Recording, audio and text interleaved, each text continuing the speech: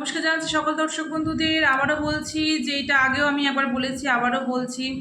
তো অশুভ শক্তিকে তাড়ানোর জন্য কি করবেন, প্রতিদিন আপনারা এই ধুনোটি জ্বালাতে পারেন।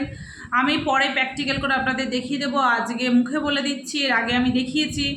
তো কি করবেন, ছোবা নেবেন, সঙ্গে ধুনো নেবেন, কর্পূর নেবেন, লবঙ্গ নেবেন, এলাচ নেবেন, তেজপাতা নেবেন, সাদা সর্ষে, কালো সর্ষে, এই সবগুলো জিনিস আপনারা একসাথে নিয়ে ধুনো জ্বালাবেন। যদি পারেন প্রতিদিন করবেন, যদি না পারেন অন্তত শনিবার আর মঙ্গলবার করে করার চেষ্টা করবেন।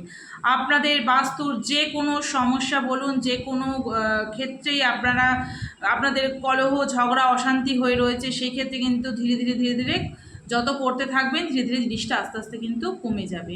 বা বাস্তুর প্রতি যদি কারো কুদৃষ্টি থাকে, ধরুন অপবিত্র আত্মা যদি কোনো কিছু ঘুরে বেড়ায় বা কোনো কিছু রয়েছে আশেপাশে আপনাদের মনে হচ্ছে, তো সেই ক্ষেত্রে কিন্তু অনেক অংশে কমে যাবে। কিন্তু করতে হবে জিনিসগুলো। শুনলাম, দেখলাম, রেখে দিলাম তা করলে হবে না। জিনিসগুলোকে, কাজগুলোকে আপনাদেরকে অবশ্যই করতে হবে। করতে করতে অবশ্যই সাফল্য পাওয়া যায়। করুন, নিশ্চয়ই উপকার পাবেন। জয় মা তারা।